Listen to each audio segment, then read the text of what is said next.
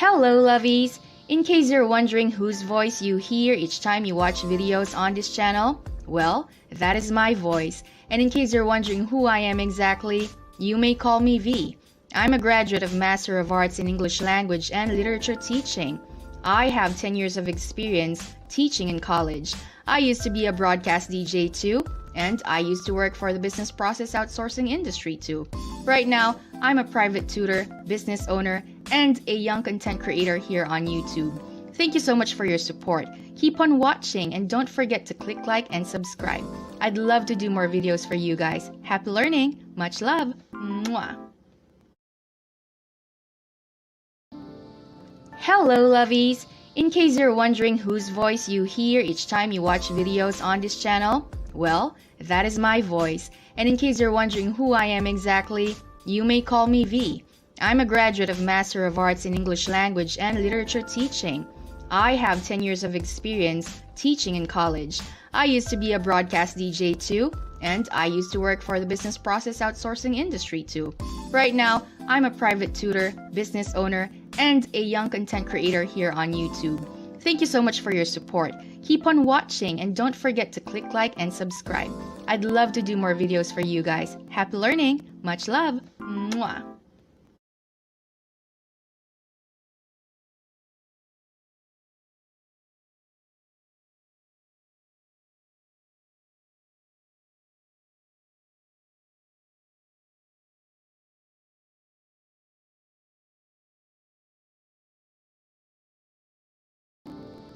Hello, lovies! In case you're wondering whose voice you hear each time you watch videos on this channel, well, that is my voice. And in case you're wondering who I am exactly, you may call me V.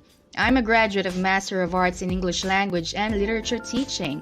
I have 10 years of experience teaching in college. I used to be a broadcast DJ too, and I used to work for the business process outsourcing industry too. Right now, I'm a private tutor, business owner, and a young content creator here on YouTube. Thank you so much for your support. Keep on watching and don't forget to click like and subscribe. I'd love to do more videos for you guys. Happy learning! Much love! Mwah! Hello, lovies! In case you're wondering whose voice you hear each time you watch videos on this channel, well, that is my voice. And in case you're wondering who I am exactly, you may call me V. I'm a graduate of Master of Arts in English Language and Literature Teaching. I have 10 years of experience teaching in college. I used to be a broadcast DJ too, and I used to work for the business process outsourcing industry too. Right now, I'm a private tutor, business owner, and a young content creator here on YouTube. Thank you so much for your support. Keep on watching and don't forget to click like and subscribe. I'd love to do more videos for you guys. Happy learning! Much love! Mwah!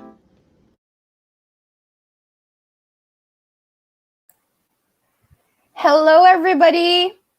Ayan, ang aga ng ating viewers. We already have 4 viewers. Parang hindi lang ako nanggaling sa stream kanina. I just finished the first stream and we talked about the tips and tricks on how to learn English and the accent. And now for the second stream, medyo maiiba ang ating topic. It's all about drunk texting, drunk dialing, and drunk confession. At meron po akong co-host ulit para pag-usapan natin ang topic na yan. Kasama ko siya last Wednesday din, and we had a lot of fun talking about the topic from last Wednesday. It was all about the art of letting go. Marami ring nanood, marami ring nakarelate. And another interesting topic that we will delve in tonight is, yun nga, pagte-text sa isang tao habang ikaw ay nakainom or lasing, pag-amin sa mga totoo mong nararamdaman habang ikaw ay nakainom o lasing, at yun nga, wala lang, trip mo lang siyang i-text at tawagan habang lasing ka. Ewan ko ba ba't ganyang tao? So pag-uusapan natin yan, bakit nangyayari yan at bakit natin ginagawa yan. Okay? For tonight, I'll have a co-host special guest once again. He's a dear friend of mine and probably most of you know who he is already because you've seen him with me last Wednesday. So without much further ado, I want to introduce to you Sir Andrew De Luna, adding you to the stream right now. What's up, bro? Anyong. Hello po sa marami sa inyo. Annyeonghaseyo. Kumusta? Eto, nagbabasa, maraming binabasa. Nanood ka ba Ikaw, kanina sa kumusta? live stream? I did. It was fun watching the both of you ni Ma'am.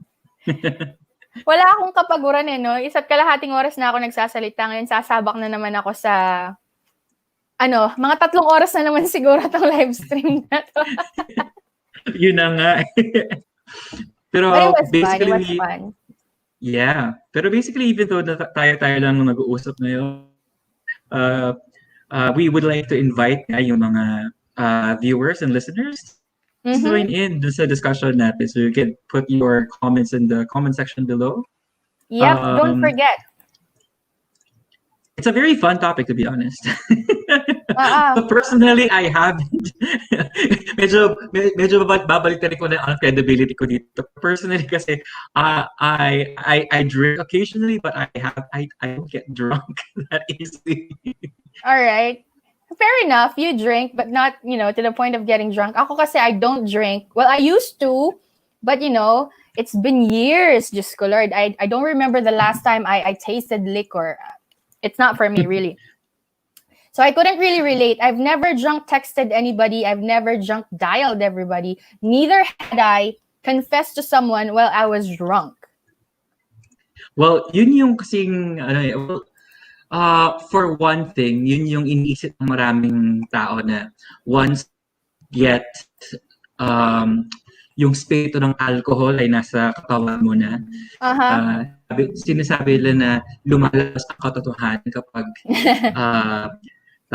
ikaw ay nasa impluwensya na ng alak. Now, there is some truth about it, but also there's also something that we need to consider about that idea. So I'm saying na hindi siya 100% once na nalasing ka, you will lose all of your inhibitions. Yeah. We'll talk about more of that in a while. So formally, I want to welcome everybody to the second live stream today or tonight, Friday evening. It's 8:37 p.m. Have you had your dinner? Kagaya ng tanong ko kanina, sana po ay nag-dinner na kayo. I hope you're well and you're doing great. You're doing good. I want to thank all the individuals or the people who watched the live a while ago. And yeah, again, this will be recorded. If you want to rewatch it on YouTube and Facebook, they're automatically uploaded. We are simultaneously live streaming. Ang taray, parang level up, totoo na to. Both in Facebook and YouTube, we are live. And like what we said in the introduction, tonight we have a new topic to explore, and it's all about drunk texting, drunk dialing, and drunk confession. Okay. But before we begin, I just want to remind everybody that as much as possible, we keep our comments and our reactions rated PG, and let us not violate the community guidelines and maintain respect while expressing ourselves. Because ang usapan natin ay alak, baka may mga masabi tayong panglasing lang. So we have to be, cautious and careful with our comments and whatnot. Para lang po wala tayong mabastos at wala tayong ma-violate na community guidelines ni Facebook at ni YouTube. Okay. Hirap na rin kasi. Mahirap na sitwasyon. Baka ma-strike out ako bigla. Naku po, mahirap. Di ako makapag-live stream dahil sa topic ko. But anyway, this is a fun topic, an interesting topic like what you said. And we shall begin, like always, with the definition of, drunk texting, dialing, or drunk confession. Yep. So for those who do not know or who are not familiar with what drunk texting is or what drunk dialing is or drunk confession is, kagaya ng sabi ko kanina, it's basically texting somebody or calling somebody or confessing to somebody what you feel, what you want, your emotions at that particular time while you are under the influence of alcohol. Yeah. Okay, that's the agenda. Yeah, others would refer to it as drunk talking. Kasi your tongue is basically, or not just tongue, your mind, your behavior is free up to say or do exactly what is in your heart. Yun sinasabi nila dyan. Yeah, so that's the general definition of, drunk texting and confession and whatnot. Okay. Now, a lot of people might, ask, bakit ang dami-daming malalakas ang loob when they're drunk? Why can't they confess, or why can't they come forward when they are sober, or when they are in their, normal, natural state? And this is the scientific explanation to that, based on my research. And I'm not making this up because I really read an article. When you drink alcohol, it has actually some components or compositions that affect the mind, wherein your inhibitions in life get lessened. There's also this chemical called dopamine that makes you more confident and sociable. So if in the beginning, medyo, torpe ka, you're not sociable, antisocial ka, you don't talk to people, or yung hindi mo maamin yung nararamdaman mo, suddenly when you drink alcohol, everything, all your inhibitions, they disappear because of the effect of the alcohol on your brain. Right? Yes. So there is that effect to the body. Okay, so while you drink, your brain gets affected by the alcohol itself. Kaya nga nagkakaroon ka ng lakas ng loob para umamin dun sa taong you're not supposed to admit your feelings to, but because you had the alcohol courage. Actually, this is what we call the liquid courage. You're only courageous when you're drunk. Yeah. Yung I think see it maybe in movies, or maybe when you're out with friends, before they would maybe talk to someone or do something, they would take a shot, and then afterwards they would do dare maybe, or anything that they would like to do. Kasi pampalas siya ng loob. Yun yung understanding sa kanya.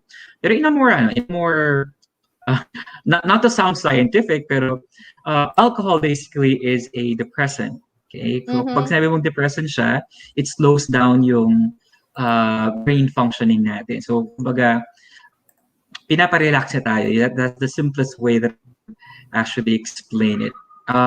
Pero sa lahat ng mga psychoactive drugs, ang tawag namin dyan, when you say psychoactive drugs, they affect how we feel, how we behave, and how we think. Ang alcohol ang pinaka-abuse na drug na gamit natin. Kasi basically, it's everywhere. I mean, you can go to the supermarket and you'll find rows and rows of booze, of liquor, and not only that, ginagamit din natin siya sa maraming mga bagay sa kultura natin.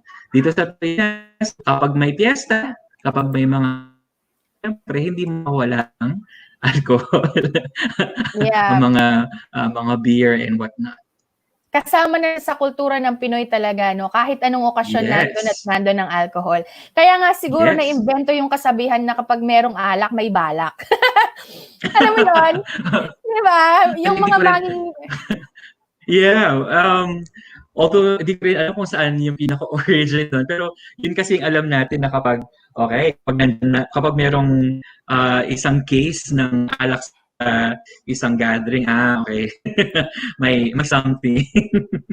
Yeah. So, siguro dun nang galing yun kasi nga, nagiging, ang tawag mo, depressant? Is that the technical term for it? Yeah, depressant, yeah.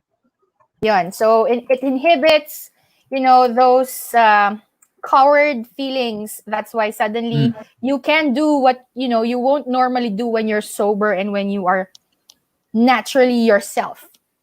Yeah. Alright. So at least kahit paano na nakikilala natin ng kahit paano ang alcohol. So based in intro natin na it's embedded in our culture, in nagamit natin siya, yun nga, mga nagiging social facilitator siya kumbaga na uy, may handaan, so nandiyan ang alcohol, ang alak, or especially for when paputok sa adulthood, it starts maturity kasi syempre ang alcohol para lang sa mga adults yan. For health-related aspect, ang alcohol is also as a means to wash yung mga sugat-sugat. So, naging antibacterial and used in many medical purposes. So, technically, ganyan natin bigyan ng pansin ng alcohol. Kasi, baka, ang discussion natin, titignan lang natin siya, alcohol is bad. Entirely. Masama lang siya kapag yun na nga. No, actually, Sobra na siya. alcohol is not inherently bad. Nothing in this world is inherently bad. Nagiging lang silang masama because of the level of addiction na de-develop natin sa mga bagay-bagay na yun. Like what Sir Andrew said, alcohol is a good thing, aside from the fact that it could disinfect, that it could also make you fall asleep. Like wine, for example, is sometimes good for the heart if taken moderately, even beer, But, if there's addiction and too much use and abuse of it, then it becomes bad. And one of the side effects of too much alcohol in the body nga is doing things that are not well thought of. Yung mga pabigla-bigla, pabugso-bugso lang, because at that moment, it was your emotion that was running wild. Kaya kahit na hindi ka sober at talagang lasing ka, under the influence of alcohol ka, nagagawa mong gawin yung mga bagay na yon, Yeah. right? Yep. This brings us to a quote by ano pangalan niya? Jean-Jacques Rousseau, na sabi niya, a drunk mind speaks a sober heart. Na kumbaga, kahit na you are under the influence of alcohol, there's some reality or some truth na sinasabi or ginagawa mo. Yeah. Your line is breaking a little bit. I hope it gets better as we go through or go along the live stream. Yep. Yeah. So anyway, hopefully. So we've already discussed what drunk texting, drunk dialing, and drunk confession is, and the effect of alcohol to the body. And now there's this part. What do most people drunk text? Ano ba yung mga tinetext natin or kino-confess natin every time we get drunk? And there are two things that I wrote here. Number one are your feelings or frustrations, and the other one is desire. Yeah. A lot of people. For go one ahead. thing, and yung din, but it could be anything that's suppressed or even repressed by someone. Yung kumaga, yun yung sinasabi natin kanina na nawawalan inhibitions natin kapag we are under the influence of alcohol. So, yung mga alam natin hindi natin ginagawa dati, natin nakokontrol natin ang sarili natin. Now that we are relaxed, now that we have a different way of thinking, alcohol affects the way we think. So, lumalabas ngayon yung mga tinatago-tago natin. Yeah. So, this includes yung sabi mo nga. So, these might include the feelings that we are trying not to show other people, words that we don't want to tell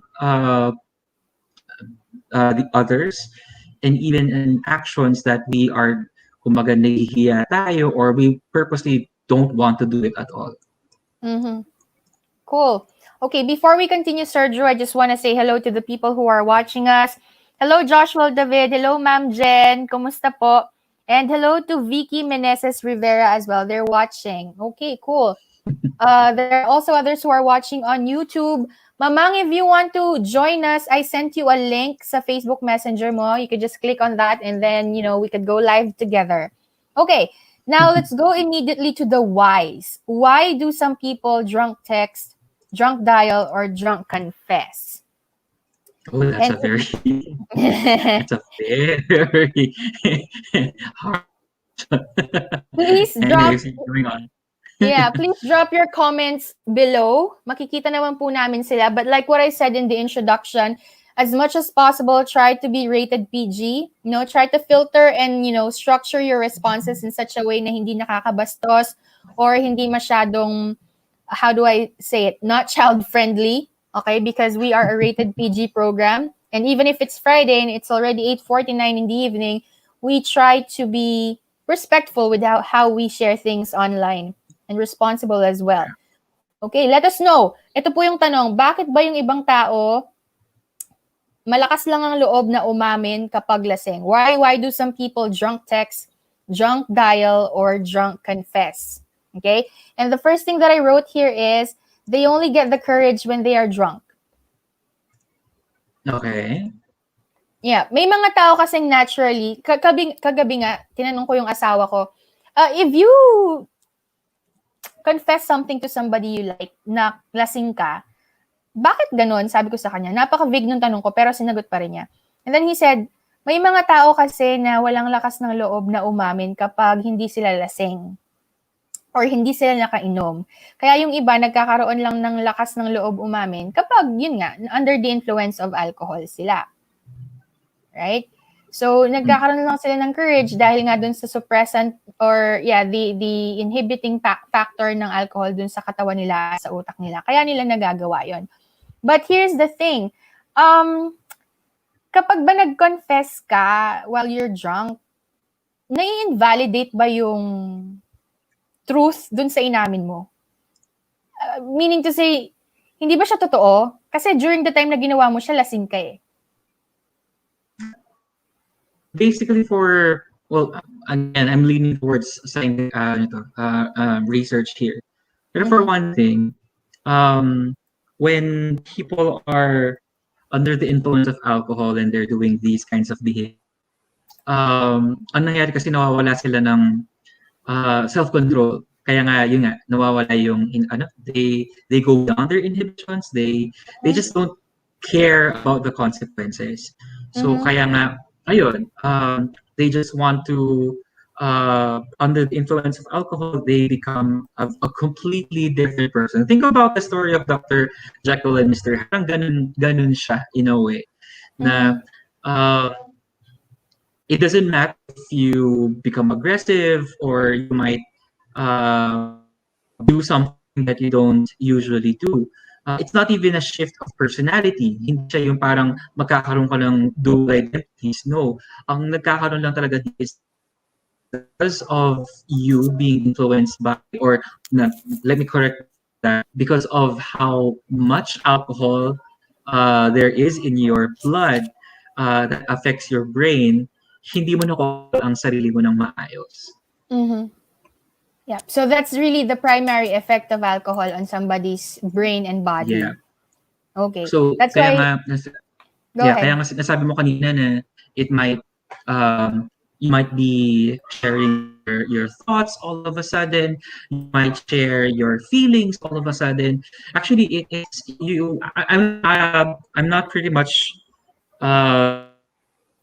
I don't know much of the extent of it, but from readings, malaking makikita na it falls within a variety of behavior na at nakikita natin, naririnig natin sa mga kaibigan natin na merong iba na when they start off with their gathering, they're very shy, quiet. After a while, so naka-tatlo, dalawang bote na, and so on and so forth, ayun na. So they become very loud, yung hindi, this is the narinig ko sa mga kaibigan ko na hindi sila, once have several shots of very hard liquor, nag-i-English na sila.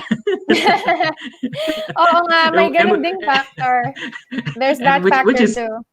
Which is fun kasi alam mo yun, parang ibang tao ang kausap namin na this person is very, very scientific all of a sudden, and we're just listening and we're at all the sinasabi niya kasi English yung pagkaka-deliver. Of course, there's also some bad behaviors that are listed. So, pwedeng ayun na naging aggressive ka at naging super sensitive ka. Kaya nga, for instance, under the influence of alcohol, tumingin lang isang kasama mo, you might be in different way na, this person is looking at me differently. Person is see something that he hates, or ang tao to gusto kong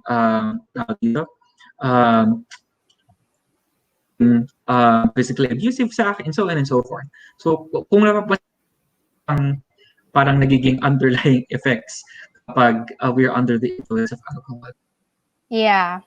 But definitely when you are under the influence of alcohol, a lot of things change in you. Attitude, behavior, way of thinking, even the language you know how to use, affected siya. It has that effect. We have to be honest about it. Sa totoo lang, yun yung favorite ko. Yung nag-iiba yung language mo. Kung yung English mo na there's actually a study about that.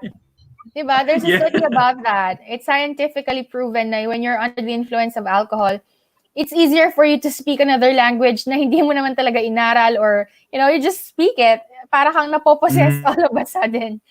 Yeah. And then the next pointer is, this is a big concern for me. When people drunk text or drunk dial or drunk confess, the drunkenness may be used as an excuse the next day after or the day after. Like, for example, tonight I was drunk, then I confessed to somebody that I am in love with that person. Tapos biglang kinabukasan, I would tell the person, you know what, dude, I'm so sorry about it, but last night when I called you and, confessed what I feel about you, that wasn't me talking. It was just the alcohol, man. I'm so sorry. Whatever I said last night, I couldn't recall right now. I was so drunk. And here you are, the other person who received the confession. Alam mo yun, hook na hook ka na, paniwalang-paniwala ka dun sa inaamin ng tao. Kasi nga, because of the saying that a drunk mind, parang expresses the contents of a sober heart, to that effect. Yeah. Tama. And so sometimes, a lot of people are too irresponsible and they use this as an excuse. Okay, lasing ako ngayon. Mag-fishing nga tayo, testingin nga natin kung kakagat to. Kunwari, mag-confess ako na gusto ko siya. And then the day after, kapag sinabi niyang gusto niya ako, I would just, pretend that I forgot what I did, or, do not remember anything at all because I was drunk. What do you say about that? Well, for one thing, let's establish this idea na there is a certain percentage in the population that would say na alcohol is a truth serum. Kaya nga, doon natin sinasabi na, lasingin mo ang kasama mo para makuha mo yung information na gusto but not entirely true, because it doesn't entirely change the person. It doesn't entirely make the person show or divulge yung mga information na meron siya. Pero kasi hindi din yung taong ito, this person, when he or she is sober, may level of control siya sa information na dala niya. And this information can be varied. Iba-iba yung pinanggalingan, iba-iba ang pagiging direction niya. At some point din kasi, let's say if the person is expressing his or her feelings sa'yo, baka iniisip niya, ikaw yung gusto niya. Pero in reality, hindi. So, gets mo yung point ko na it just loses your self-control with ideas that you're trying to hold inside of your mind or in your psyche.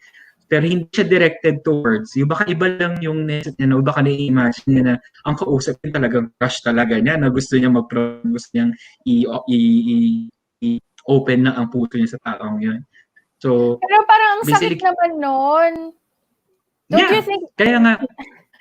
Don't you think that is a little overly unfair? Kasi for one, okay, violation number 1, he's already drunk. Violation number 2, he admitted to you, but it wasn't really you. And then that's like a double whammy. Kaya nga kapag ganun, you'll need to consider na may accountability siya.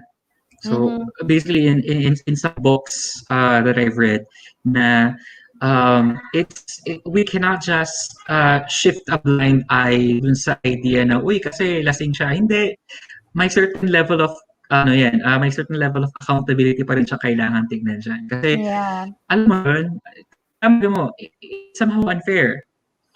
Sabihin natin a scenario wherein the person is drunk, pero he became physically aggressive sa mga taong kakilala niya at hindi niya kakilala. So, magbibigay ka ng reason na, dahil lang taong yun, kaya bayaan na lang natin. Hindi pwede. May certain level of accountability siya. Kailangan i-consider kasi yun. Similarly with the very minor, so to speak, sinasabi mo na yung confess sa'yo ng feelings niya, syempre may accountability yun. May impact yun sa tao na nating umasa yung tao yun. Ako pala yung sinasabi niya, ako pala yung napuso niya. Tapos, syempre ikaw dito, pa-fall ka. That's That is exactly the point. Kaya nga minsan, nagkakaroon ng problema right after the confession kasi, well, I'm not trying to generalize everybody, but most would probably deny what they did and blame it to the alcohol. And only a few, would be responsible enough and accountable enough to say na, yes, I admitted that I liked you last night. I knew what I was doing even if I was drunk. But not everybody could man up and admit to that action. Others would just say, I was drunk. And I confessed, but I was drunk. Now, I don't know. It could be true that I liked you, or it could just be the alcohol that was working on me that night. So, yun yung sinasabi ko na parang, it is unfair that you actually confess what you feel to somebody when you are drunk, because you could always make it an excuse or an alibi to change the flow of things the day after when you sober up. Yeah, oo. Diba? Parang kumaga, nothing happened, okay lang. Kasi, and the person, yeah, go ahead. Yeah, go ahead. And the person who was drunk is actually expecting the person who received the confession to, just let it go and let it be because of the excuse na lasing siya. Like, don't take it seriously, I was drunk. Parang, are you okay? You just told me that you like me, and possibly I liked you too. And possibly I confessed that I liked you too while I was sober and you were drunk. And now you're telling me it's not true. None of it was true. How could you? So what I'm trying to point out here is that how could you? What I'm trying to point out here is that if you have the intention of admitting to somebody that you like the person, whether it's a crush, a desire or love, whatever you feel for that person, do not rely on the effect of alcohol to make you courageous to, man up and do the admission. Do it while you are sober. Do it while you are on the right mind, and do it because you like the person. Have the courage. If you truly like the person, why do you need the alcohol to have an effect on you first? Di ba pag gusto mo yung tao, aamin ka lang talaga kasi gusto mo nga siya. But why do you need alcohol to back you up?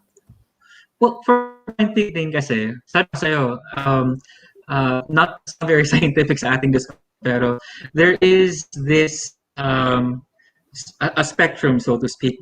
There is one side wherein sinasabi na no, thing is just you losing your control over things, and at some point there's no truth about it.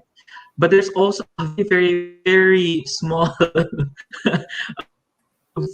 dun sa pag-share mo ng feelings mo dun sa taon while you are drunk. Pero yung person katotohanan or purong katotohanan, malutong na purong katotohanan ang lalabas sa bibig mo, medyo may kaunti, porsyento lang talaga yan. Yeah, yun kasi yung mahirap yung hindi man yung gabi na lasing yung tao na umaamin siya, yung kinabukasan kasi yung mahirap. Di mo alam kung may follow-up dun sa ginawa niya or bigla niyang i-retract or, kakabigin niya or kakabid niya yung sinabi niya, babawiin niya. That's the word, babawiin niya yung sinabi niya. I just want to say hello to the viewers right now. Hello na tuloy. Hello, Raymond. Hello, RD. Thank you for watching. And hello, Joanne. Thank you for joining the live too. Please comment below. What do you think about drunk texting, drunk dialing, or drunk confession? We are on second point na. And it's about, people using drunkenness as an excuse the next day after para lang matakasan nila yung ginawa nila nung lasing sila, whether they confessed or they had indecent proposals or kung ano man yung sinabi nila, or probably they were mad at the person, bigla nilang na-admit na, galit na galit ako sa'yo or something, or may ginawa akong hindi mo alam and bigla akong naamin while I was drunk, things like that. So let us know on the comment section if you think drunkenness is really used as an excuse para masabi natin at magawa natin yung mga bagay-bagay na we don't normally do when we are normal and we are sober. Yep. Good. May drunk call, drunk text, drunk dial sa'yo. No, wala naman. It's just that, this is a thing nowadays kasi parang in the midst of pandemic. Actually, not even Yeah. nowadays. I think it's been Ever around since. since when na alam natin may alcohol, or at least may means of communicating. Yeah, but So it's too obvious to be parang mas madali siyang gawin ngayon, and it's frequent nowadays dahil for one, marami ang quarantine, marami ang naboboard, marami na wala nang liquor ban. So parang since you cannot go outside, there's no other way for you to really reach out to the person, or parang, naiinip ka, nabobore ka, and tapos naglasing ka, nag-inom ka, and you find the courage to do the things nga na you're not supposed to do. So parang feeling ko, it's in this time na marami ang nakakagawa nito without even realizing it. yeah. Lalong-lalo na hindi tayo nakakalabas. So lahat ng frustrations natin na ilalabas lang natin kapag nakainom tayo. Right? Totoo yun. Okay. Another To be honest, point. Sorry, go ahead. To be honest, it's a little bit, pero dahil ang sober, ang tagal ko ng sober, I normally just drink alcohol when there's a celebration, or even at least a healthy dose of, ang social ko, red wine talaga. Hanggang dun lang talaga ako, wala nang iba. So Well, it's a healthier option. It is. It's a healthier, it's a better option. At saka normal din kasi kapag sa barkada, typical kuya, dapat okay ka para eventually kapag merong nalasing man, ikaw yung nagko-control sa kanila. Yeah. All right. I want to say hello to the other viewers that we have. Hello kay Nechiwu at hello kay Cristel Chi, ang aking sister-in-law. Thank you for joining the live at ang aking husband. All right. Another point that I want to raise. Besides making drunkenness as an excuse the day after, they might be drunk texting you, drunk dialing you, or drunk confessing to you because they have an ulterior motive. Yeah. Kasi 'di ba minsan sa inuman meron yung mga bet. O sige nga pre, text mo nga si sabihin mong crush mo siya. O sige nga pre, aminin mo nga kay ganito, na ganito, ganyan. Tingnan nga natin kung kakagat. There's that possibility that the person has an ulterior motive why suddenly, he would confess or drunk dial somebody while he's drunk or under the influence. Yeah, kasi it's mode for entertainment. It's a way to, alam mo yun, to socialize, to have theater, and then eventually yung sabi mo yung may what was the last the word that you said, yung parang may balak. It's something, or ulterior motives. It's to initiate up with someone, just because you are under the influence of alcohol. Mm-hmm. It happens. Let's be frank about it. Yeah, let's be honest about it. It does happen. Yeah, it does. And of course, we've observed it not just in scientific research, but also in real life, and media also portrays it in a certain extent. Nakikita natin yun kasi. Yeah. A quick hello lang to Mami Marrylen Sato. Hello po, she's watching from Japan. Thank you po for watching. Anong oras na po sa Japan? Buti po nakakapanood kayo at this moment. Thank you po. At kasama namin kayo ngayon. I'm not sure kung ilan ang natin. And then hello din kay John Ursilino. Uy, nakahabol ka. How was your activity in church?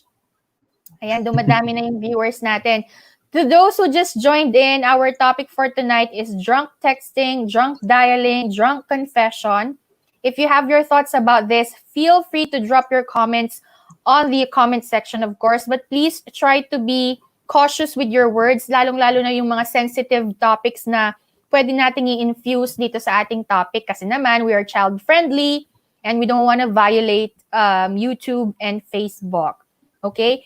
So yeah, we're already on the topic na people sometimes drunk text or drunk dial other people because they have an ulterior motive. And you have to be very careful dito, especially if the person who texted you or drunk texted you is somehow a stranger to you. Alam mo yun, yung acquaintance mo lang. Yeah. Kasi dito minsan pwede mangyari yung rape. Possible. Seriously. No, lalong-lalo na sa mga kabataan ngayon, like if you have a lot of friends na manginginom, kilala lang ng friend mo, common friend nyo lang, tapos bigla kang pinakilala or whatever, pinatawag sa'yo, nagkwentuhan kayo, suddenly invited you over. Ito ka naman, the trusting one, you went to the party, biglang nilasing ka, nilagyan ka ng, anong tawag doon, pampatulog yung alak mo, and then they did something awful to you, it could lead to that. So you have to be, you have to be very careful. Especially kung yung tumatawag sa'yo, nagte-text sa'yo is somebody you don't trust at all and somebody you don't know completely. Yeah. Hindi lang to confession of feelings, ha? It could lead to that. Yeah, maybe a possible scenario with it for is that it's a series of events.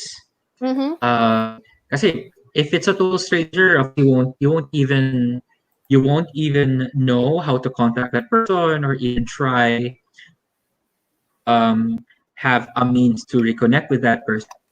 Alam mo naman how people try to think on certain steps before a certain goal. So marami events na with common friends. Then eventually up until the very end, ayun na, exhibit yung mga motives niya.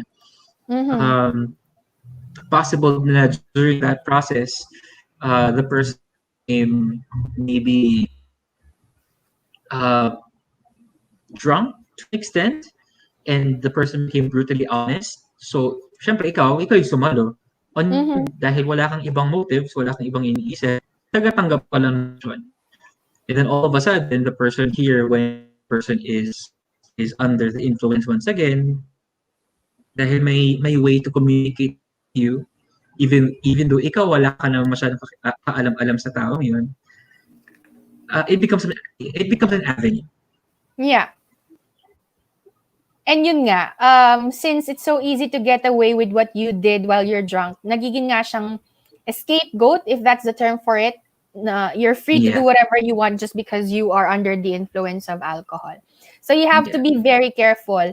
This is actually a sensitive topic if we relate it to that tendency or that possibility. So if there are parents watching here, or even if you're not a parent, you're single, you have a lot of friends, and they invite you over to drink with them and whatnot. They called you while they're drunk. You have to be very critical about it. Should you join them or not? Because it might lead to something that is unfortunate or is really a misfortune. Okay?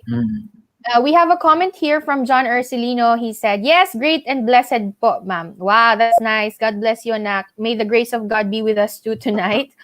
And also, I want to say hello to Audrey Bucking. Thank you so much for watching. And my cousin is here, Elnest. What's up, man? What you doing, bro? Thank you for joining the live stream. That was so formal, dude.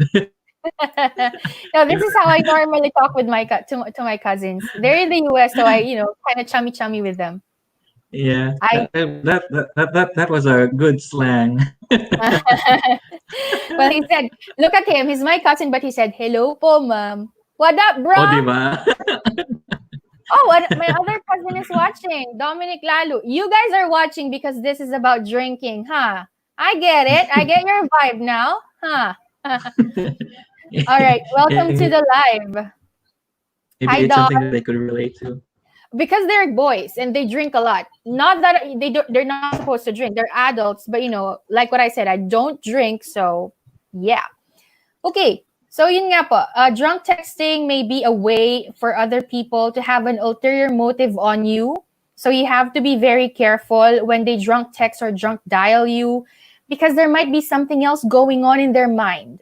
Baka yung kino-confess nila sa inyo is just a way for them to fish you, to catch you. They want something. It may be physical or emotional, an abuse, a desire. So be very critical about it. Okay? The next thing that I want to raise is that they're drunk, period. May ganon. Lasing lang talaga sila. Walang ulterior motive. Nothing else. They just really got wasted. Kaya kung ano-ano yung pinagagawa nila. Right? Well, for one thing, maybe it's because of sabi ko nga sa antidepressant ang ang alcohol. So I still remember when I was in my college years na after a very very difficult and long day of taking exams, uh, yung parang finals or basta exam, yun, a bottle of cold beer helps a lot. Kasi pamparelax talaga siya sa akin na parang well done, Drew, and so on and so forth. Nagkakaroon ng concern lang kapag maybe kapag sumusobra nga. Kasi there's a certain level of I can't say na automatically addictive siya. Pero there is a certain extent na you become satisfied with the taste, you feel good because you're currently drinking kasi ang sarap ng feeling, you're relaxed. Na yung isa naging dalawa, yung dalawa naging lima, yung 10 naging 20. So eventually, ayun na. You might not exhibit any aggressive or even be fun behaviors. Talagang ano pala talaga, talasing ka na talaga so napasobra ka lang ng alak. Or, Lasing ka lang talaga. Yung tolerance sa alcohol. Especially for females. Between males and females, mababa ang tolerance ng mga babae sa alak. Yeah. Just a quick hello to the people who joined the live. Hello to my other cousin. Dude, Justin, you're back. I thought you're gonna work. That's why I left the earlier live. But welcome back, dude.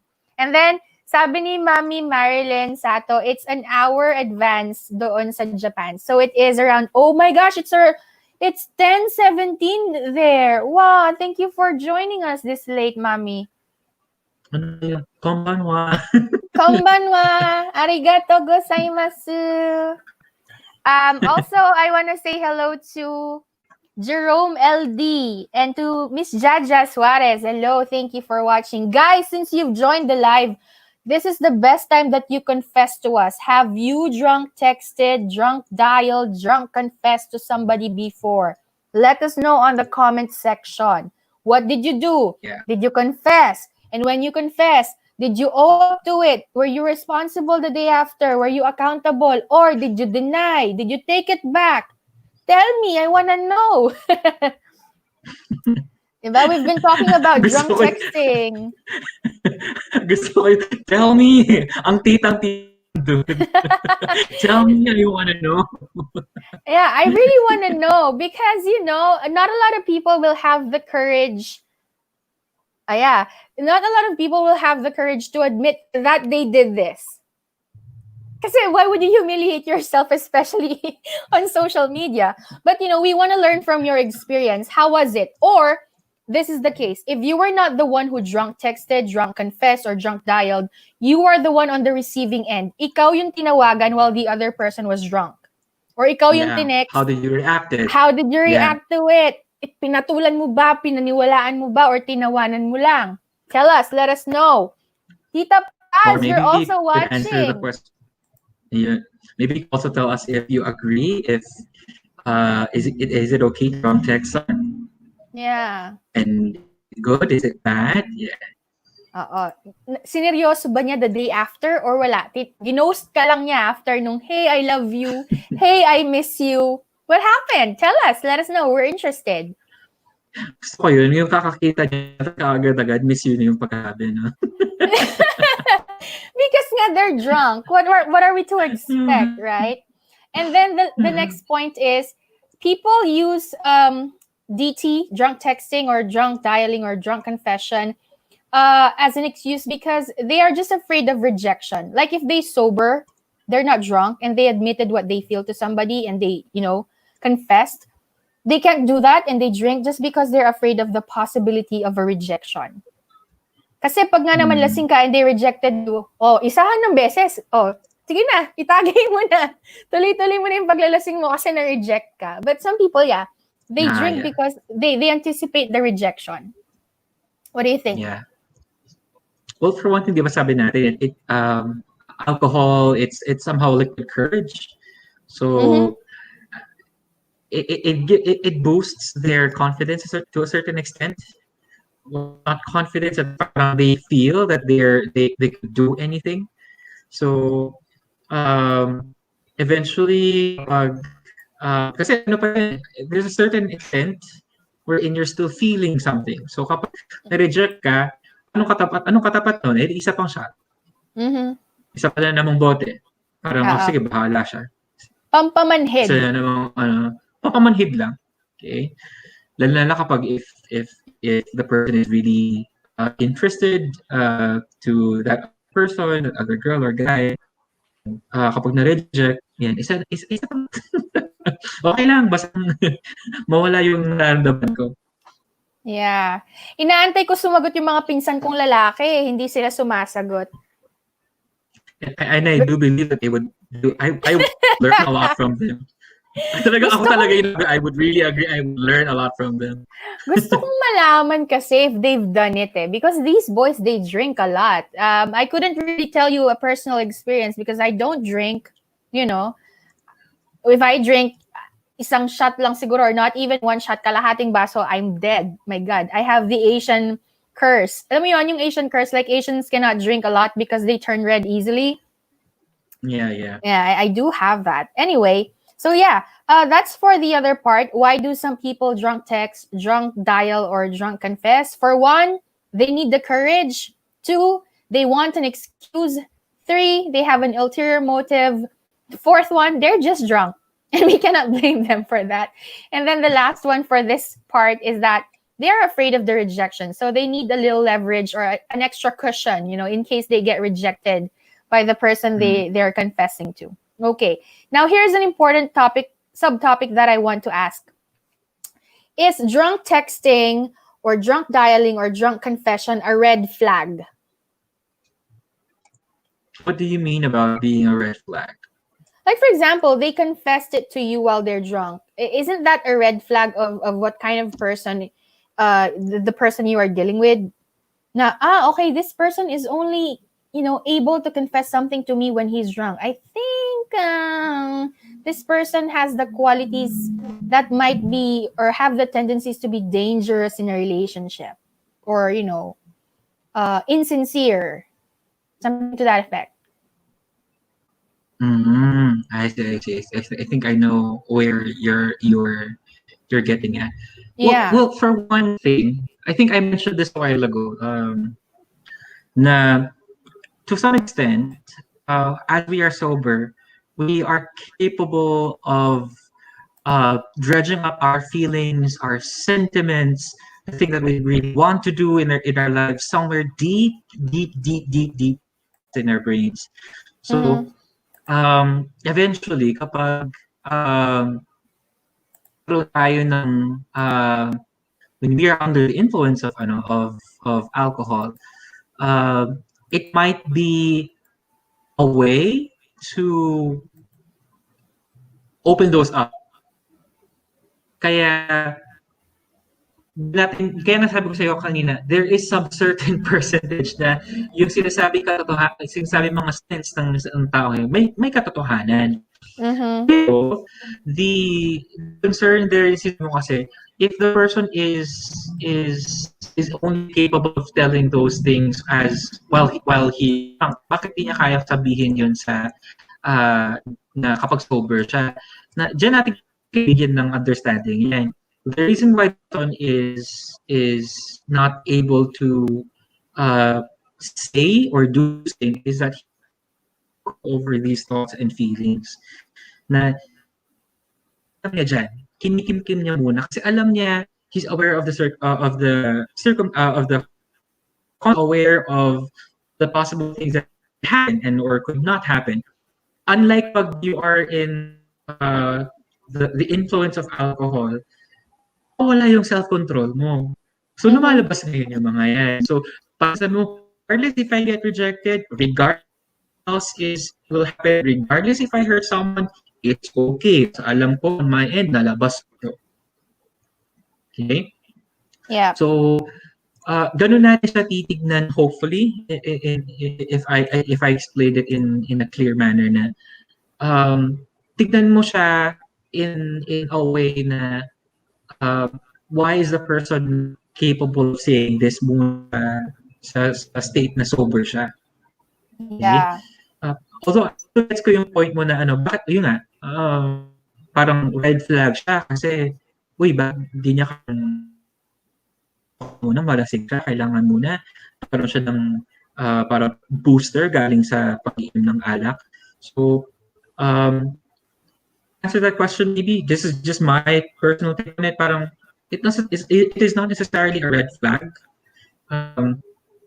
Naging red flag siya siguro kapag ikaw yung entertain. Mm-hmm. Or kapag ikaw yung yeah. Yeah, probably this is, I think, the way around it. It'll be a red flag if after the confession, walang follow-up. Like, if he drunk texted you tonight and then the day after, he ghosted you, I think that's the red flag that you need. Or, sige, let's wait for it. A week, a month, wala siyang ginawang follow-up. Hindi siya naging accountable dun sa confession niya. Then that's the red flag. That the confession was false, it wasn't true, it wasn't sincere. But if the day after, or let's say a week after or a month after, he was, he's at your doorstep, may bulaklak, he made the gesture to really confirm what he admitted, then I think it's not a red flag anymore. It was just really the thing that he needed to be able to finally confess to you what he really feels, something to that effect, or something like that, Or back, for you as the receiving end, in such a scenario, just don't expect anything. So the practical thing to resolve that, hindi siya maging red flag. Ayun, sige. Kaso nga, yung sinabi mo kanina, na, it's the drunk, ano ba yun? Yung sinabi mong sober heart, something like that? Yeah. Oh, yung, parang nagiging truth siya. Oo, 'di ba meron tayong ganung belief or impression na nakaamin siya na lasing siya, ibig sabihin yun yung nararamdaman niya unconsciously, subconsciously, ako yung nilalaman ng puso niya. So ngayong nakainom siya, naamin niya yun. And I need to believe it because it really came from his, subconscious or somewhere else. Yeah. Pero yung sabi ko sa'yo, there is a certain percentage. Actually, the number is 90% based on the study na 90% of the population would believe that alcohol or booze is a truth serum para lang makuha mo yung information na gusto mo. But in reality, it's not. Culturally, there are some such method. For example, Asian businessmen would actually try to force drunk their business partners para makuha information na gusto nila. Of course, there's a certain extent kasi, so it's not entirely true that you'll get everything that you necessarily need. Sabi nga sa'yo, if the viewers are able to catch up to sa discussion natin, ang sabi ko kanina, sa spectrum kasi, there's a part where it's truth, but very, very, very minimal. And there's also a bigger portion where it's entirely unreal. It's entirely just words that don't mean anything at all. Parang sakit na word, walang laman. No meaning yun. Yeah. Sir Drew, your line is breaking again, so I don't know if you could reconnect, or it's really breaking. Sometimes I don't catch what you say. Canibals. Yep. Okay. Yeah. All right. But I'm clear on your end. Do you hear me? Yeah, you are.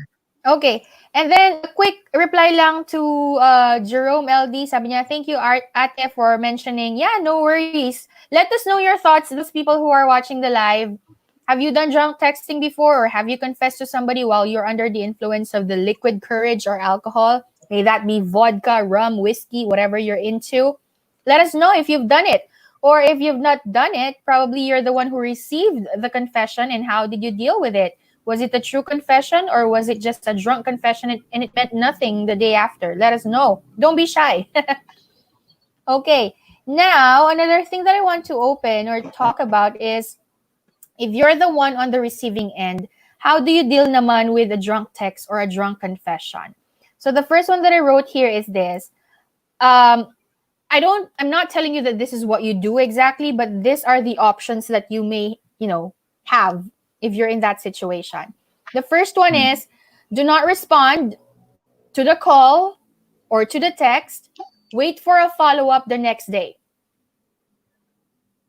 Like, for example, the person texted you, hey, I like you. Or, hey, I love you. Hey, I want to be with you tonight. Let's, be together tonight. Let's sleep together tonight. Okay? Don't reply to that. Hold your horses. Even if you want that person, even if you like that person too, do not do anything or do not affirm, okay, the attempt of the person. And then wait for the following day and see if it's the same person, or see if the person has the same thing to say to you. I think that's the safest way to deal with this one. Kaso kasi minsan, when you receive the text that night, dahil gusto mo rin yung tao, kikiligin ka na and you would confess what you feel too eh. You're caught up in the moment. So you can't think straight and, just wait for the day after to think straight too. Okay, so that's, I think, the first choice that you have. If you receive a drunk text or a drunk confession, before responding to it or before, affirming the confession, wait for a follow-up. Let's see if he will do or she will do something about the confession. Parang job interview man yan. Nag-iintay ng follow-up. No, kasi sabi mo nga kanina, we cannot really identify if the confession is real or not because there's a certain truth to it and there's also a degree of lie to it. So to be on the safe side, you just have to wait for the next day. If the person still admits to you that, o halimbawa, hindi ka nag-reply, and then the following day he called you or texted you, hey, I texted you last night. I said something last night. I was just checking if you received it or if you understood it. If you get that message, that confirmatory message the day after, congratulations. It's real emotions. Right? But if you... Parang mahirap yun. I know, but if you did not get a follow-up or a confirmation text or call, probably he was just playing the night he texted you that or he called you that. Diba? Another thing, if you respond, these are actually funny ways to deal with this one. If you respond, do not take it seriously. Like you may just say, oh, really? You like me? Oh, you really are into me? You can just take it lightly. Actually, it's just the same with what I said a while ago. Just don't expect anything. Whether it's of truth or of if it's real, just don't lie in either premise. Just be in between. So, alam mo yun, we are explaining a lot of things regarding the dynamics of how this works. Pero maybe in a more practical, parang it just, for me you need to take ko dun eh. If the possibility of this is high, then just don't have anything. Hindi kasi just stop. Just let the person do well. As long as it's not aggressive, as long as it's not it's not harming other people. Pero syempre, if it's between you two are discussing this and that, then ikaw receiving end, just absorb information. You don't necessarily need to analyze it in a very deeper sense. Kasi alam mo yun, it is how in your intuition words are being used with how the behavior of this person is, especially if you really know that na alam mo hindi naman siya ganito, alam mo hindi naman ganyan talaga yung behavior niya. So on your end, as the receiving end, you just need to hold back a bit. I mean, just try to attend just para hindi naman kahit papaano disrespectful. Pero on your end, you know where to stand. Kumbaga, okay, all my walls are up. Okay, just listen. Parang ganun lang yung the practical thing that you could possibly do. Yeah. Pero yun nga, just baka kasi, tinext ka niya ngayon tapos in-screenshot mo yung text, ginawa mo ng my day. And then the day after, hindi pala siya totoo. So, kalma lang. If you're the one who received the text or the confession, kalma lang muna. Don't try to do anything drastic Parang, just yet. parang ito yung nasabi ko yung isang yung dapat na nandun ako, kaso lang hindi nagkaroon ng technical issues. Parang similarly, parang hindi ko ulit na, don't act desperate about it. Yeah. These are just practical ways. Yeah, just stay calm. Parang, we're just having fun here, we're just having a good conversation. I know you're getting drunk, pero calm.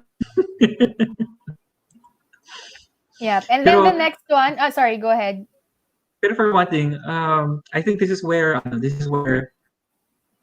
the benefit of listening to this live is very important. Kasi sa kabataan ngayon, the youth, they're too overwhelmed about their emotions. They're too overwhelmed about with their feelings about the person that they're onto or on.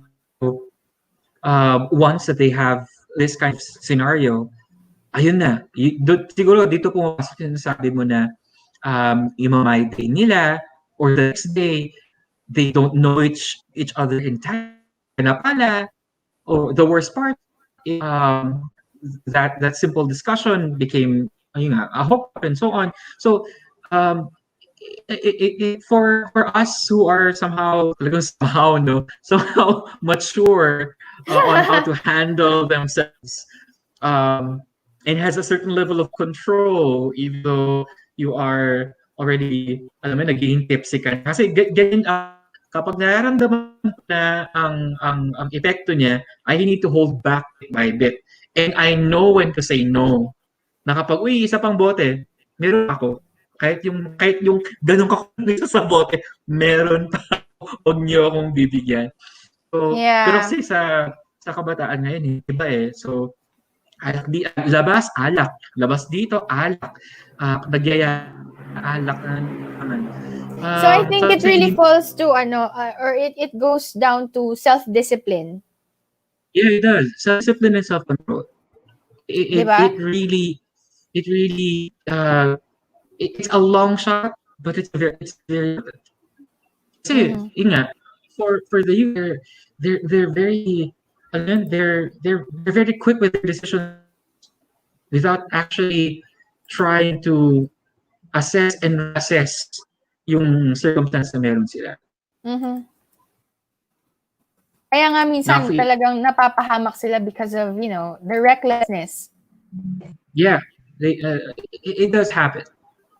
And because of the many things that post media and how these impact their mental health, their behavior, and that they're easily influenced by certain things, nagkakaroon ng malaking impact sa kanila. Kaya they just go with the setting, with the scenario, without assessing and reassessing what's currently happening. Sir Denden Vashrudin just joined the stream again. Constantly nandito si Sir Denden. I mean, with the 4 streams that I've had already, he's always present. Thank you so much for, spending your time with us and giving us your excellent inputs as always. We are on drunk texting and drunk calling, drunk confession too. Okay, so we can now move forward to another pointer here. So yeah, for example, if you took it seriously, just be ready the day after, whatever consequences that may come after, whether, they admit to what they did or they deny it. And then the next one is ask them if they were serious when they're sober. If they said yes, good for you. If they said no, move on. That's just the way it is. I mean, what can we do? The person was drunk. It's not like we cannot squeeze out the alcohol off his body, just to make him tell you the truth now that he's sober. Right?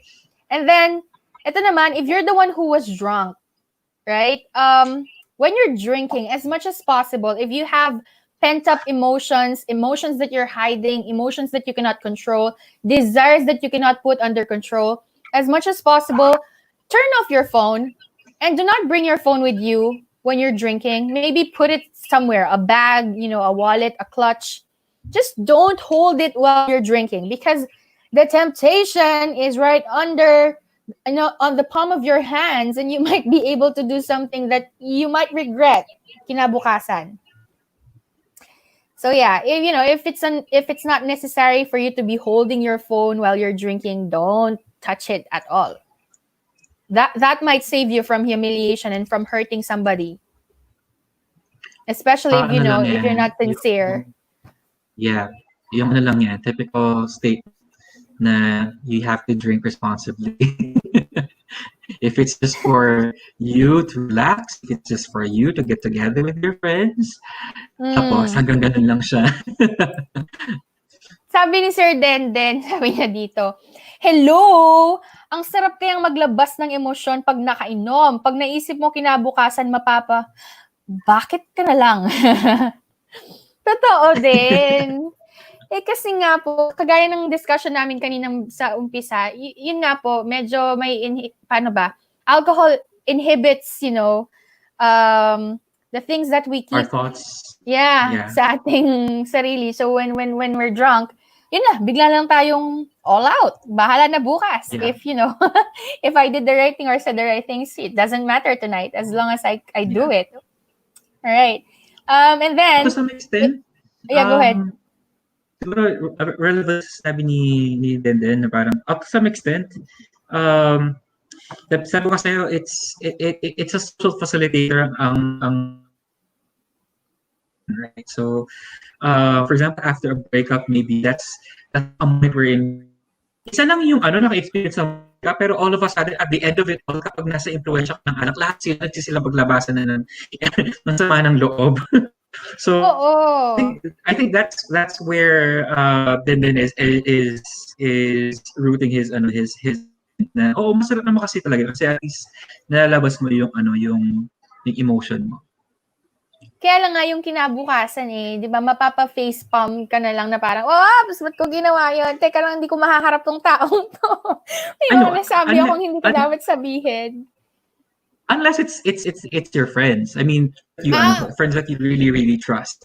So kapag, for example, tayo ng barkada natin. So, kung tayo lang, at kilala natin ang kadiliman at kaliwanagan ng pagkatao natin. Kasi namin kadili. Then I think it's okay. But for example, in a public place, and then there are strangers around you, and then you lose control of yourself. Then that's the part where parang okay, parang yun nga. Bakit ko ginawa yun? Bakit ko sinabi yun? Yung mga ganung points. Nasa huli talaga yung pagsisisi. Parang hindi ako magsisi, mag-hello lang ako very quickly. Hello, Ate Hazel Kabigting. Thank you for joining the live this late. Yung iba natutulog na. But this is recorded, so if you want to watch the replay on YouTube and on Facebook, we are simultaneously streaming on YouTube and Facebook, so they are recorded na. Tapos sabi ni Denden, ang ganda naman ng topic, napapasmile ako. I remember the days, woohoo! Kaya lang, wala na yan ngayon. Tanda na. I guess kasi pag mas bata ka, andun pa yung how do I say it? Exploring. You're still exploring. Oo. At saka yung tapang ng loob na gawin mo yung mga bagay-bagay. Wala kasing iniisip na ibang bagay. Yung kumbaga, ang tawag namin dyan is that you're still in your egotistic state. Yeah. Parang everything is all about me. This is my world, my rules, my life. So whatever happens, bahala na. Ganyan. We're growing up, we are getting wiser. The concept of hiya is there. Wala na. Na parang, pag matanda ka. Kapag nandyan, kapag na, pag ginawa ko to, may mangyayaring ganito, or at least man lang parang through control, huwag mong ipahiya ang sarili mo. So, alam mo yun, yung sinasabi ko sa'yo na so we're capable of self-control. Yeah. Now, we get when we get triggered in situation na ayun, nasa harapan natin ng alcohol, ang dami na nating nainom, then it now Yeah. becomes an avenue wherein we release the tension that we're feeling, we release the emotions that we are trying to Yeah, so your line is breaking again. Sometimes I'm it's losing breaking you. again. Yeah, Sige. I don't know what's wrong. But yeah. So what you were telling us really is when you're young, yun nga, I was looking for the right words. You are careless and carefree. You just do as you please, regardless of the Yeah. consequences that come after. But when you're Yeah. old, since you've been through something na, parang, you know what, you're more careful. You think things through. You weigh things, should I do this or should I not? What might be the possible effect if I did it or not? So yeah, you're right. It comes with maturity and with age as you old or as you age. Tapos, another thing here is, well, if you did drunk texting or drunk confession and you don't mean any of it, I think this is the most you could do if you're the person who committed the drunk texting or the drunk confession. You apologize immediately if you did not mean any of it. That's important. I think that's where Diba? we could yun. Yeah. Importante yun. Sobrang basta on my end, it's really really important kasi diyan pumapasok yung sinasabi ko yung naman kanina na Mm-hmm. whether you're sober or drunk, accountability is there. So if you said something wrong, the next day you should apologize. Kasi accountable Mm-hmm. ko dun. Yep. And that's being mature. Owning up to your, I'd say, mistake, or probably it's a mistake kasi kung hindi mo talaga siya gin-story, it's something that you did not plan happening but you did anyway. Yeah, that's tough, but come on, man up. If you had the courage to do it, have the courage to, say you're sorry too if you did not mean any of it, right? Yeah. And there's nothing wrong with that, to be honest. Mm-hmm. Siyempre, And um, ang nangyayari lang kasi dyan is, meron tayong, yun nga, nasabi ko na kanina, may konsepto tayo na parang, parang going back to sa comment, din na, bakit? So what do? You just hide. You just parang shrug it off na parang, nangyari kagabi, walang nangyari. Wala akong nasabi, wala akong ginawang ganito. And mo lang na parang mag-die yung yung nangyari. Pero eventually it will resurface sometime soon. Maybe kapag matanda na kayo na parang sasabihin niya or ng kapatid, naalala mo si ganyan, naalala mo yung ginawa ninyo nung, di ba? See? So parang, there's that recall. yeah, you'll reminisce on such subjects kasi. Yeah. And of course, if you apologize for what you did, you said you're sorry immediately, I'm pretty sure that the person you might have offended will forgive you too. And will, mas maiintindihan ka niya instead of ghosting the person and not, making any follow-up dun sa ginawa mo. Whether you admit that you really did it or you were just drunk, it's important that you make a follow-up, a sorry or a confirmatory gesture. The person you did this to will appreciate it a lot. Yeah. At least you clarified. Hindi yung nang-ghost ka lang basta. Yung feeling ng tao, pinagtripan mo lang, yun. That's not nice. And you should not be that bad to other people. And then, sabi dito ni Sir Den, looking forward to being your live with kulitan discussion very soon. Pasabugin natin ang channel, TV. Diyos ko, arson ba to? May bombing? may mga ganon. Sure, sir. I'll invite you one of these days. By the way, dun sa mga nanonood po sa atin, by next week, medyo seryoso po yung mga topic natin sa live stream. The first topic for next week, I just don't know exactly when because I'm still waiting for the confirmation of my guest. It's usapang legal po. Any queries that you may have that require legal advice, ayon, a-address po ni attorney. She will be my guest for next week. And then after that, sometime next week to Sunday, August 3, cyber security naman po tayo. Ayan, yung mga pinapasukan nating apps, yung mga links na kiniklik natin, safe ba silang puntahan? Or are we on the verge of, the threat na manakawan po tayo ng online information or privacy? Ayan, yung mga bagay-bagay. Seryoso po tayo next week. Medyo mabigat po yung mga usapan natin next week. But definitely, there are educational, informative, so they might help a lot of people too. Ayun, Sir Denden, one of these days, I'll invite you. Just let me know when you are most free. Kasi alam ko nasa abroad ka. So, yep. Let me know lang po. Private message me anyways. Anyway, we are friends on Facebook. And then, hello kay Rose Ann Miranda Dizon. Thank you for watching.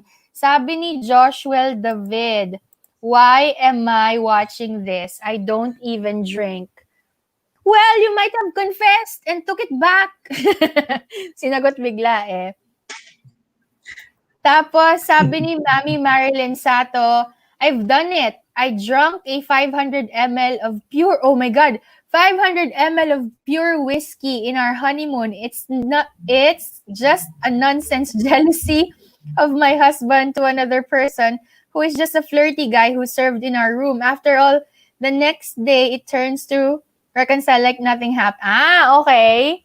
Si Mami Marrylen, uminom daw siya ng whiskey nung honeymoon nila ng asawa niya dahil nagselos itong si husband niya dun sa nag-serve sa kanila sa room. And then the day after, nagkabati rin naman sila, parang walang nangyari. Okay. Grabe, whiskey, 500 ml. Parang ang hapdi sa lalamunan nun. I haven't tried. Going sa ni Joshua. Why am I watching this? I don't even drink. Yun nga din eh. Well, we do drink. I mean, ako, between me and V, I still drink occasionally. Pero in terms of, kasosyalan kasi. Yung alam mo yun, wala lang beer, yung yung pang-occasional lang talaga, pang-inom. Occasional drinking. Yeah. And then, welcome to the live kay Rachel Cruz Barayoga. Thank you for joining the live this late. Salamat po mga kapuyaters. And then, Jamela Lyson is also tuned in to us right now. Hello, Jam. How have you been?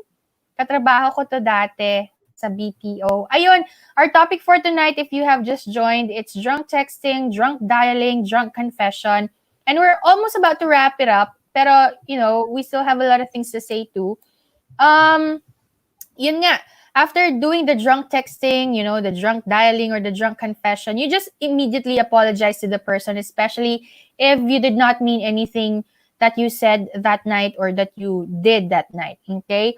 And then if you did drunk texting or drunk confession and you mean all of it, yun nga, make a confirmatory gesture. Just so the person is not on the guessing end na parang, is this true? Do I believe this? Is this confession valid? Does he feel something genuine for me or something real? Be responsible enough. Man up. Okay? Wag yung matapang lang pag nakainom. Wag kayong ganon. Kung ba sa inyo? Biglang nagalit si Ate V. Yes. Tita of Sabi ko titang-tita. Hindi kasi ako, in my entire life, I really couldn't recall a time that I really got completely drunk. Like seriously, I got drunk. I did.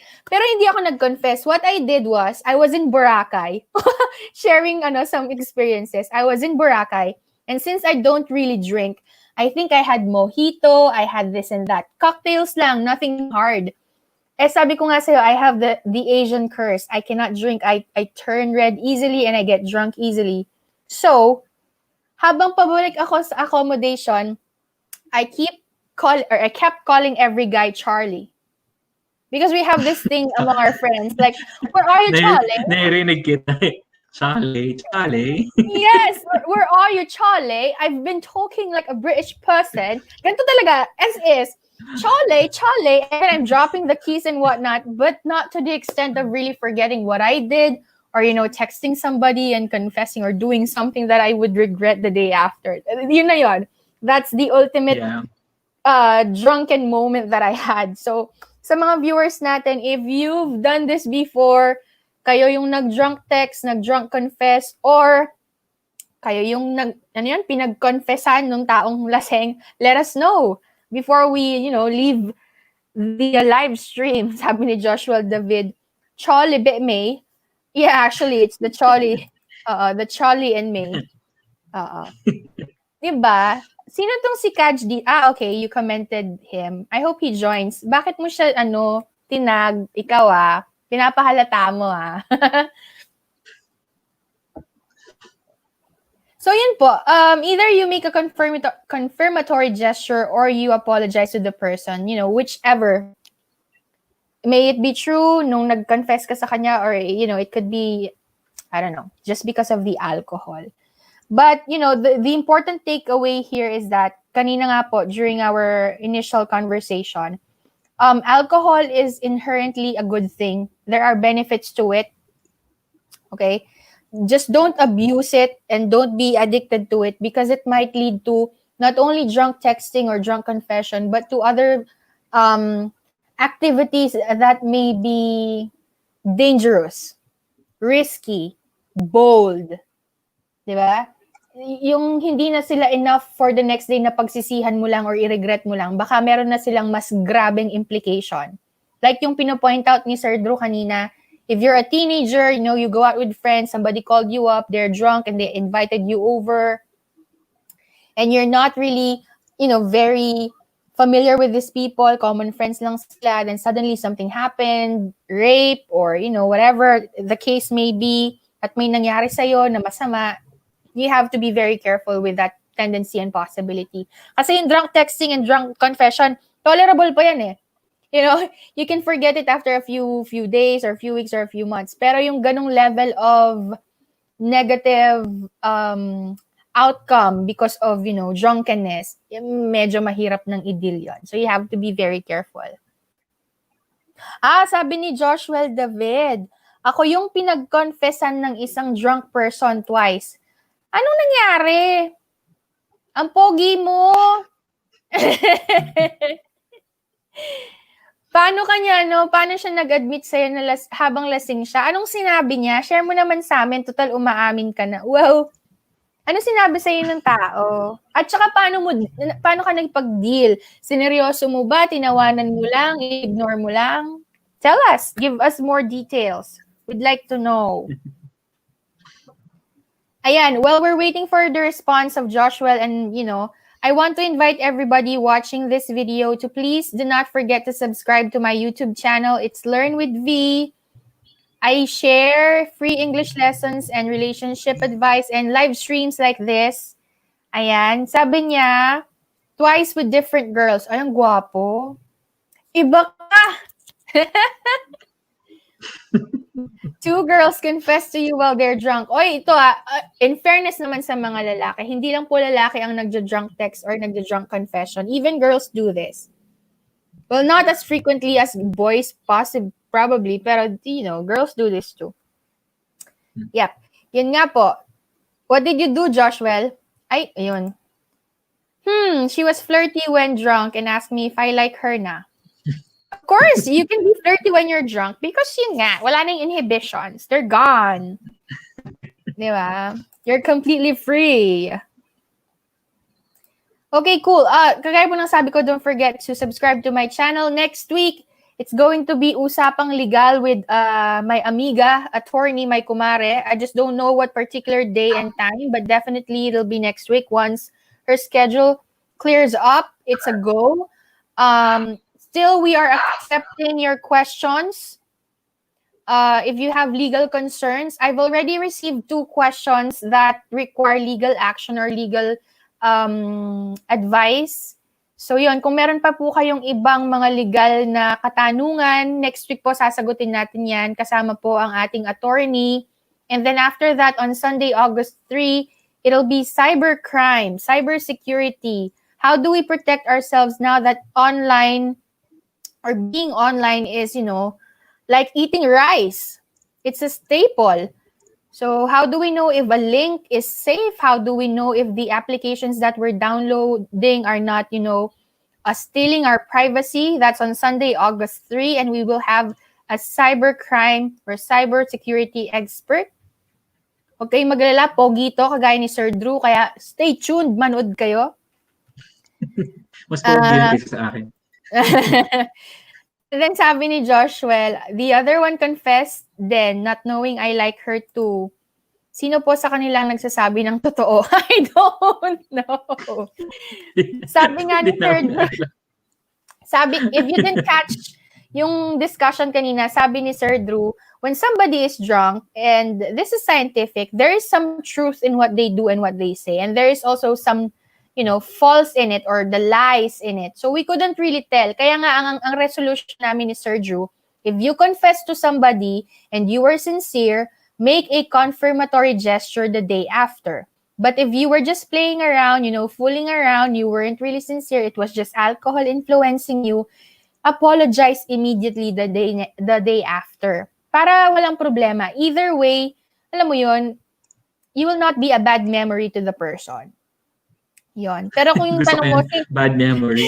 Di ba? Sabi mo nga kanina, when you grow older and you go back to that memory, yung nag-text sa akin na gusto ko, lasing lang pala. So, stuff like that. We can avoid those things by manning up and, taking responsibility and owning our actions. Because we have to, be mature about it. Inom-inom ka, tapos tatakasan mo, i-ghost mo. Ano ka? Para ka lang alcohol. Then yung espiritu nawawala habang tumatagal. Wag ganon. And then hello din kay Carla Tayag. He's watching and joining us right now. Tapos sabi ni Joshua, I'm laughing my socks off if you can see me now. I don't know, dude, what you've been through, but this might be a fun situation for you kasi who wouldn't want to be, drunk texted and confessed by two different girls? Ang gwapo mo lang. In your case, it's an honor. Ako rin. Hindi ako makapag-side ko. Kasi pitas ko siya. Sabi ko, two different girls. How will I rest that? And then drunk text. And I think this is also helpful to the ego, no? Even if babae ka or lalaki. Uy, grabe, dalawang babae, dalawang lalaki nag-drunk confess sa akin. Ang taray, ibang level ako. And I hope hindi to sabay, Joshua. Actually, iba rin kasi, syempre, in terms of number, it has a bigger effect. Kasi, let's say, sabihin natin, dagdagan natin so edi apat yung nag-drunk text sa'yo. So, in terms of boosting your level of confidence, I guess, it's parang, uy, wow. May ganung effect siya. Pero for one thing, yun nga, dahil nga doon tayo sa topic na sa drunk dialing, drunk testing, testing drunk. Drunk. Bakit na ako? Nagkakahalos. I've been reviewing for the entire day about stuff. Kaya parang nagkakahalo-halo na ang mga drugs and whatnot. It's a good thing na nagpasa ako ng drugs kanina. May exam kasi in a few days. So, ayun. Anyways, for drunk texting, dialing, calling, everyone should be cautious about it, especially for the youth. Yun yung kailangan i-emphasize kasi dyan eh. Yeah, especially the youth talaga. It might feel na parang it might boost your confidence. Sabi mo kanina, it has a certain effect to your ego, but also need to consider the series of scenarios that could entail. So it's either on your end, you might expect too much and you hurt your feelings. On their end, they have a certain case of hiya, a certain case of parang bakit ginawa ako ito? No? They question their actions and the thoughts that they delivered. So there's always that dual dynamic. Ganun dapat siya tinitignan. So, kasi ang nakita natin dyan, parang we only blame it on the other side. We always blame na, uy, yung tao kasi to, nalasing siya, so ganyan siya. we also consider din yung dalawang parties in um siguro ano lang to, parang just simply enjoy drinking whatever alcoholic drink that you have responsibly. Mm-hmm. That's the bottom line, really. Just be responsible with whatever. I think that's the bottom line. I mean, I'm a wine drinker foremost, and I still drink those other hard drinks.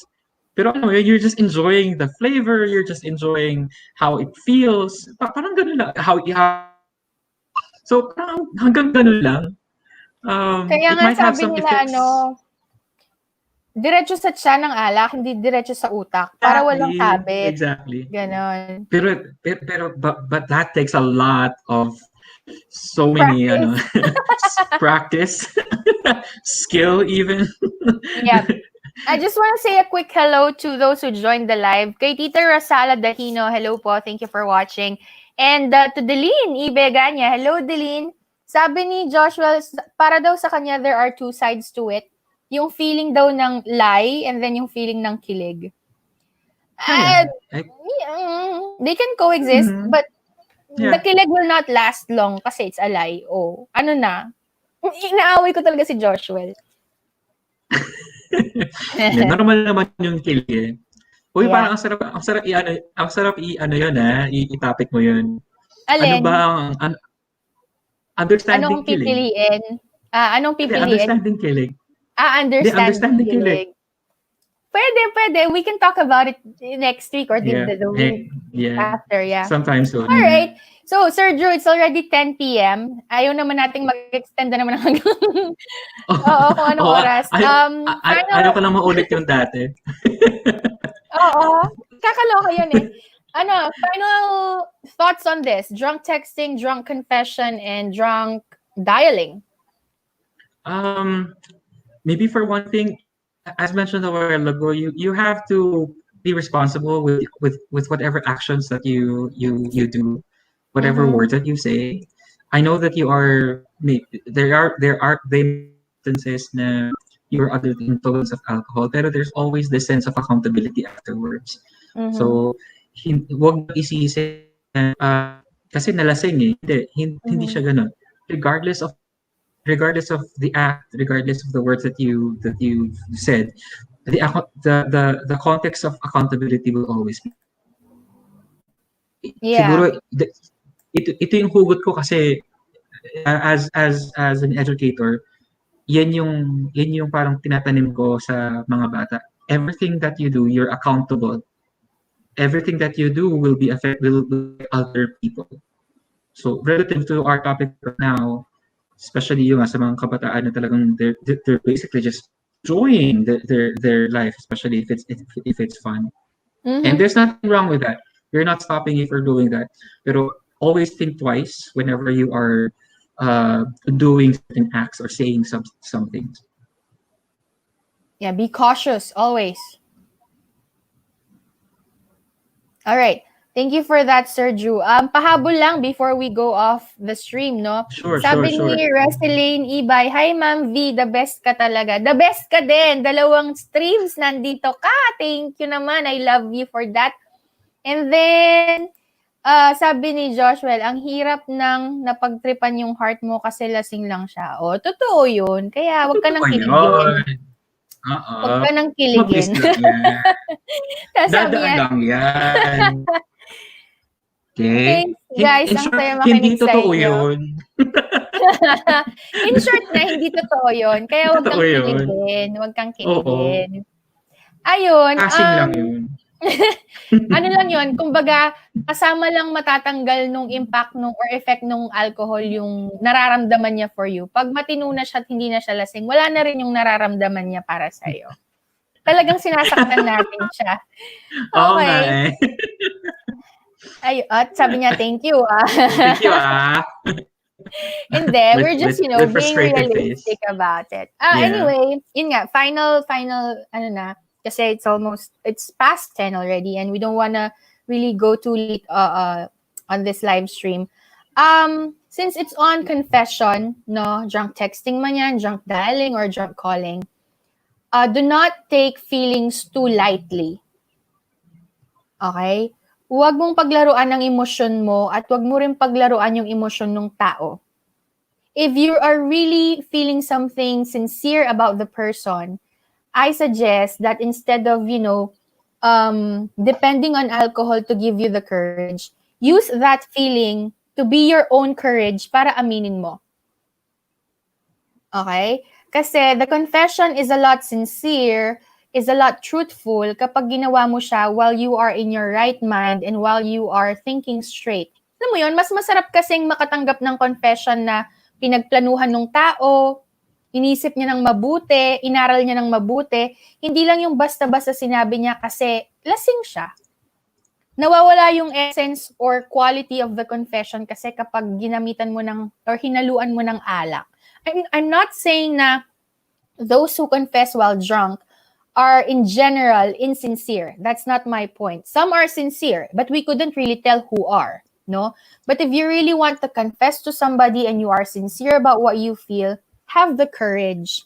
If you get rejected, at least you know the answer. If you get an affirmation, at least you're both sober when you heard each other say, I like you too, or I love you too. Mas masarap yon. You know, it's a lingering memory. Hindi kagaya pag lasing ka, tas narinig mong nag-I love you sa'yo the day after. Totoo ba yung sinabi niya or lasing lang ako? Nag-i-imagine ba ako nung umamin din siya? Stuff like that. So, do not take emotions lightly. They are fragile elements in the body. So, be very responsible and careful when you deal with them. So, as much as possible, do not drunk text, do not drunk confess. Do so when you are sober. I thank you very much. Thank you, Miss Philippines.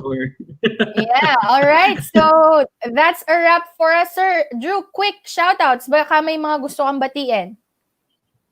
Saka na, alam mo na yung ang plano ko. I know. Yeah. All right. Thank you very much, everybody, for joining us tonight. It was a fun discussion. I hope you learned a thing or two. Sabi ni Joshua, love you both. We love you too. You are always, here, you're present, a permanent viewer. And then sabi ni Mami Marrylen Sato, so happy watching. Thank you. Thank you po for enjoying and staying with us this late. Matulog na po kayo after this. It's 11 p.m. there. It's too late, quite late. And yeah, we'll see you once again next week. Usapang Legal and Cybersecurity. I have guests as well during those live streams. To get notified sa live stream ko, you may either check my page on Facebook or you may subscribe to my channel, which I would prefer and really appreciate. It's on YouTube, Learn with V. Madali lang po siyang hanapin. And yeah, thank you so much, lovies. I love you for supporting this live stream and the other one today. I had fun and I hope we helped you out. Thank you very much, Sir Drew, as always. Thank you, Dan. Thank you very much for having me. Yep, your inputs are always indispensable and really excellent. And thank you for shedding light as always. Hopefully na may maraming natuto. Yeah, drunk texting. Get drunk, but don't text, don't call, don't confess. Keep it to yourself. Yeah, we'll see you everybody again. Have a great weekend. Everyone. Bye, everybody. We love you. Bye-bye. Bye. Mwah, mwah, mwah.